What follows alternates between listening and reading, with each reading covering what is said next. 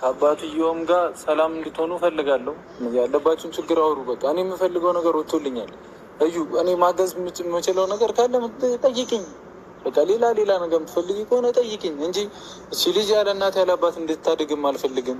አንቺም አረብ ሀገር የምትሄጂበት ነገር እኔ አላቅም። እኔ ያላችሁበት ነገር አሁን እኔ ቁጭ አድርጌ ባወራሽ እኔ አላቅም። ያለሁበት ሁኔታ እኔ ራሱ ሌላ ነገር ነው። ግን እዩ እኔ ታሳዝኝኛለሽ። እኔ እኮ እያልኩ ነበር እንደዚህ የሆነ ነገር ሁና ሊሆን ይችላል፣ ፈልገው ላይሆን ይችላል እያልኩ ነበረ። ግን በቃ የገባሁበት ነገር በጣም ብዙ ነው። ታውቂያለሽ አይደል? ይሄንን ትልቅ ገደል ውስጥ እንደከተሽኝ ታውቂያለሽ አይደል? በቃ እሺ፣ ለእኔ ስትል ሳይሆን ለልጄ ስትል ለዛ ሁሉ ነገር ግን በቃ በልጄ ስም ይቅርታ የምጠይቅ የምፈልገው የምሬ ነው። ሁሉንም ነገር በሰዓት ወይ ንገሪኝ ብቻ አድርገሽ ችግር የለም እነግርሃለሁ። ግን እኔ ደግሞ አንድ ነገር ነው ግልጽ ያልሆነልኝ። እሺ እንደዚህ ከሆነ ችግር ውስጥ እንትን ብለሽ ከሆነ ዲኤንኤን የሚያክል ነገር እንደዛ ማስደረጉ ስለምን አስፈለገ? እኔ እኮ አሁን እዩ ግራን የገባሽ እኔ አይምሮ ላይ በጣም 1000 ጥያቄዎች ይመላለሳሉ። መጠየቅ እኔ በቃ የምፈልገው አንድ ነገር ነው። ነገሮች በሙሉ መልስላለሁ። ግን አሁን እዚች ጋር እኮ ዲኤንኤን አስቀይረሽ ነው አይደለ? መቼም የብሩክ ነው ሊባል አይችልም ነው አይደል? እንግዲህ ካልተቀየረ ወይ ተስፎ ምናምን አይባልም። በጣም ብዙ ነገሮች እነግርሃለሁ። በጣም በብዙ ነገሮች ያግዘኛል ስለ በዲኤንኤ ብቻ ሳይሆን በጣም በብዙ ነገሮች ያው ሴልድም ጀምሮ ምናምን የነበሩ ነገሮች አሉ። ስለ ሚኒስትር ያለውን ነገር በሙሉ ያውቃል። አሰላሙ አለይኩም ወረህመቱላሂ ወበረካቱ። ውድና የተከበራችሁ የዜድ ጨረቃ ፋሚሊ ቤተሰብ እንዴት ናችሁ? ሰላም ናችሁ? እኛ ያለን አልሐምዱሊላህ። እንደውም ክርስቲያን ወገኖቼ ሰላም ብያለሁ። ሰላማችሁ በዘት ተረፍ በልኝ። ዛሬ እንደተለመደው ከች ብዬላችኋለሁ። ደስ የሚል ስትጠብቁትና ስትጓጉት የነበረውን አክባር ይዤላችሁ ከች ብያለሁ ማለት ነው። እንግዲህ ብሩኬ የእሱ ልጅ እንዳላደለ አረጋግጧል ማለት ነው። በጣም ደስ ይላል። ሀይሚዬ የኛ ውድ እንቁ ጨረቃዎች ማለት ነው እንኳን ደስ አላችሁ። ሁላችሁም የማዳም ቅመሞች የብሩኬና የሀይሚ መለያየት የምትጠሉ በአንድ መሆናቸው የሚያስደስታችሁ ሁላችሁም እንኳን ደስ አላችሁ እያልኩኝ እንኳን ደስ አለኝ እኔንም ጭምር ማለት ነው። ለምንድነው ደስ ብሎኛል። ያለውን ነገር በጣም አሳዝኖ የነበረ በአንድ ቅጽበት የሚፈጠረው አይታወቅምና ሀይሚ ብሩኬ ልጅ ከሌላ እንዳለው ስትሰማ በጣም አዝና በጣም ውስጧ ተክዞ ነበረ። አሁን ደግሞ ደስ ብሏ ፍንድሽ እያለች ነው ማለት ነው ሀባይብ እና ብሩኬ እውነት አንዳንድ ጊዜ ራሳችሁን ለጊዜው ቢጎዳችሁም እውነት ምን ጊዜም እንደተደበቀች አትቀርም ማለት ነው። ትወጣለች። ውሸት ያው ውሸት ነው። ለጊዜው ያነግሳችኋል፣ ለጊዜው የበላይነት ስሜት ይሰማችኋል፣ ለጊዜው ከፍ ያደርጋችኋል። አንድ ቀን ግን አፍርጦ ነው የሚጥላችሁ ውሸት ማለት ነው።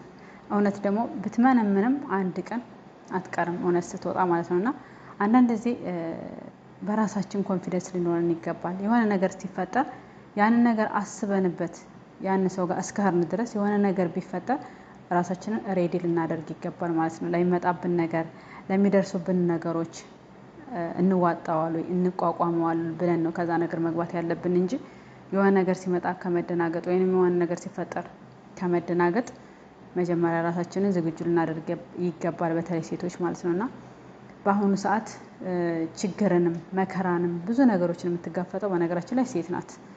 ይሄ ማለት ደግሞ አንድ ሰው በጓደኝነትም ሆነ መቼም ጓደኝነት ፈጣሪም አይፈቅደውም። የሚወለድ ልጅ በጓደኝነት በፍቅረኛሞች የሚወለድ ልጅ በሃይማኖታችንም ተቀባይነት የለውም። ሀራም ነው። በእኛ በእስልምና በክርስትናም በዚና ልጅ እንደሚወለድ ኃጢአት ነው። እንግዲህ ታውቃላችሁ። ሀላል አድርጋችሁ ትዳራችሁን መስርታችሁ የምትወዱት ነገር ነው ሁሉም ነገር የሚያምረው እና አንዳንድ ጊዜ በጓደኝነት የምትጀምሩ እህቶች ሀራሙን ትታችሁ የሆነ በቃ ትገባላችሁ። ከዛ ነገር ታውትና ሁሉም ነገር ከዛ ነገር ትገቡና መጨረሻ ላይ ደግሞ የሆነ ነገር ሲፈጠር የምትጎዱት የምታዝኑት ችግርንና መከራን የምትቀምሷ ብቻችሁን ናችሁ። ወንድ ልጅ ላሽ ካለ ላሽ ነው። ልጅ የምታሳድጉት ውጣ ውረድ የሚመጣባችሁ አረብ ሀገር ሄዳችሁ ስቃይ የምታዩት እናንተ ሴት ናችሁ። የግፉ አቀማሽ የምትሆኑት ማናችሁ?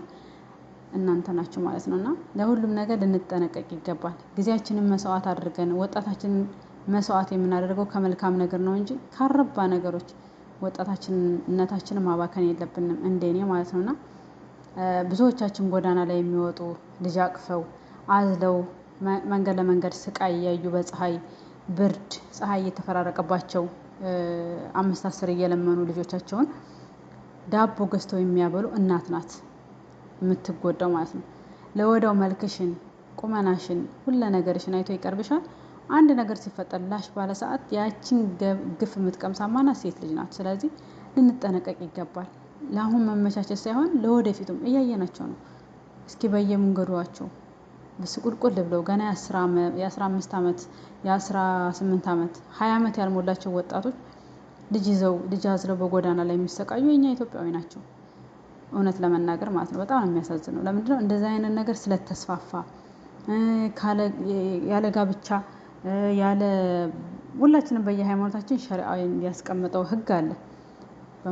በእስልምና ሃይማኖትም ሐላል አድርገን ኒካ አድርገን ትዳር መስርተን እንጂ ከዛ በኋላ ያለው አጸያፊ ተግባር እንደሆነ እያወቅን በክርስትና ሃይማኖትም እንደዛው ግን የምንገባበትና አሁን ላይ በቃ በተለይ ደግሞ ዩቲዩበሮች አንዳንድ ዩቲዩበሮች በፊት ሀ ብለን ስንነሳ መነሻችን ያምርና መጨረሻችን ግን በጣም የሚያስጠላና ደባሪ የሚሆንበት ነገር ነው ያለው ማለት ነውና አንዳንድ ጊዜ ውበትም ይረግፋል። ልክ እንደ ጤዛ በሰከንድ አቋምም መልክም ሁሉ ነገራቸው በሰከንድ ልክ ጤዛ ጧት አይታችሁት ማታ እንደሚረግፈው ሁሉ የሰውም ልጅ ሁሉም ነገር ረጋፊ ነው።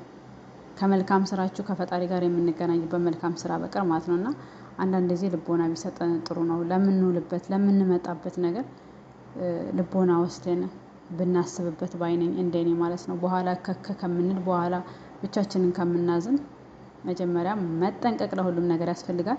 ለማንኛውም እንግዲህ ፈጣሪ ያሳድግላት እሷንም እነ ብሩኬም ደግሞ ከአሁን በኋላ ጨረቃ ፋሚሊዎች ጥሩ ነገር